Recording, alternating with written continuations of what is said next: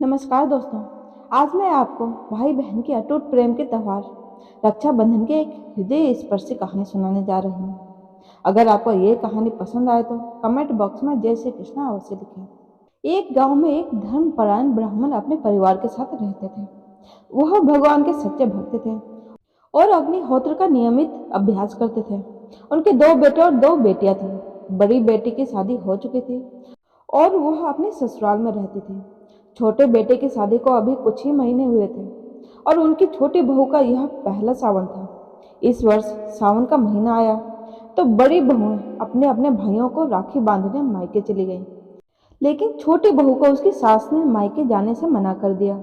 उसका मन बहुत दुखी हुआ। जब छोटी बहू ने अपनी परेशानी अपने ससुर को बताई तो ससुर जी बहुत दयालु थे। उन्होंने अपने बहू से कहा, बेटी तुम जाओ, रक्षाबंधन का त्यौहार है, भाई बहन के प्रेम का प्रतीक है। अगर तुम जाना चाहती हो तो जाओ, भले ही तुम्हें अकेले जाना पड़े, तुम निश्चिंत होकर जा सकती हो। बहू ने कृतज्ञता पूर्वक कहा, ठीक है पिताजी, मैं जाऊंगी। बहुत तैयार होकर अकेले ही अपने मायके जाने के लिए निकल पड़ी। पैदल चलते चलते वह थक गई और इससे बहुत प्यास लगी। रास्ते में उसे एक सुंदर तालाब मिला। उसने उस तालाब का निर्मल जल पिया और वहीं एक पेड़ के नीचे बैठ गई। वह सोचने लगी, मुझे मायके जाने का रास्ता तो पता नहीं है। तब उसने सच्चे मन से भगवान से प्रार्थना की कि हे भगवान, मेरी मदद कीजिए, मुझे रास्ता दिखाइए। थोड़ी देर बाद वहां से एक बैलगाड़ी गुजरी। बहू ने हिम्मत करके गाड़ी रोकी और बैलगाड़ी वाले बाबा से पूछा, बाबा मुझे अपने भाई को राखी बांधने जाना है, लेकिन मुझे रास्ता समझ नहीं आ रहा, क्या आप मेरी मदद कर सकते हैं? बाबा ने स्नेह से कहा, कोई बात नहीं बेटी, तुम बैलगाड़ी में बैठ जाओ, मैं तुम्हें तुम्हारे मायके पहुंचा दूंगा। बहू प्रसन्न होकर बैलगाड़ी में बैठ गई और कुछ देर बाद वह अपने मायके पहुंच गई। भाई ने अपनी बहन का बड़े प्रेम से स्वागत किया। खाना खाकर बहू सो गई। सुबह जल्दी उठकर सबसे पहले उसने भगवान श्री कृष्ण को प्रणाम किया और फिर अपने प्यारे भाई को राखी बांधी। यह उनका वर्षों का नियम था कि सबसे पहले वे भगवान श्री कृष्ण को ही राखी बांधती थी, क्योंकि वह उन्हें अपने बड़े भाई के समान मानती थी। जब बहन अपने भाई को राखी बांध रही थी तो भाई की आंखों में आंसू आ गए। वह अपने कमरे में आकर रोने लगा और कहने लगा, हे भगवान, मैं कितना गरीब हूँ, मेरे पास अपनी बहन को देने के लिए कुछ भी नहीं है। अब मैं अपनी बहन को क्या दूं? उसी क्षण भगवान श्री कृष्ण एक साधु बाबा के वेश में उसके दरवाजे पर आ गए।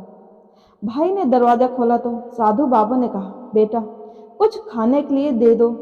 भाई ने कहा, ठीक है बाबा, मैं अभी लाता हूँ। साधु ने पूछा, लेकिन बेटे तुम इतने दुखी क्यों हो?